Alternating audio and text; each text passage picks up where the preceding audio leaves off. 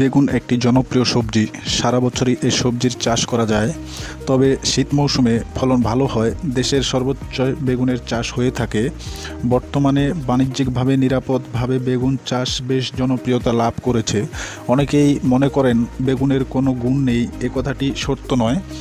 100 গ্রাম বেগুনে রয়েছে 2.2 gram carbohydrate, 1.8 gram protein, 28 milligram calcium ও 5 মিলিগ্রাম ভিটামিন সি এবং আয়রন রয়েছে 0.9 মিলিগ্রাম।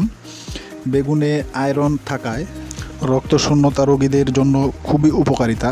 এছাড়াও বেগুনে রয়েছে ভিটামিন এ, ই এবং কে। বেগুনের উল্লেখযোগ্য জাতগুলো হলো ইসলামপুরি, খটখটিয়া, লাফা, ঈশ্বরদী 1, উত্তরা বা বাড়ি বেগুন 1, তাল বেগুন বা তল্লা বেগুন, কাজল, কেজে বেগুন, শিংনাথ, ঝুমকোর, ডিম বেগুন, শুকতারা, তারাপুরি বা বাড়ি বেগুন 2, কাজলা বা বাড়ি বেগুন 4, নয়নতারা বা বাড়ি বেগুন 5, বিজয় এবং চমক 1।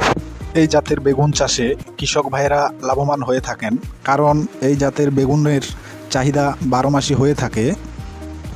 তো বন্ধুরা, এই ছিল আজকের মতো। কথা হবে নেক্সট ভিডিওতে। সে পর্যন্ত ভালো থাকবেন, সুস্থ থাকবেন। আর আমাদের ইউটিউব চ্যানেলের ভিডিওটি আপনার ভালো লেগে থাকলে অবশ্যই আমাদের চ্যানেলটিকে লাইক, কমেন্ট, শেয়ার এবং সাবস্ক্রাইব করে আমাদের পাশে থাকবেন। ধন্যবাদ।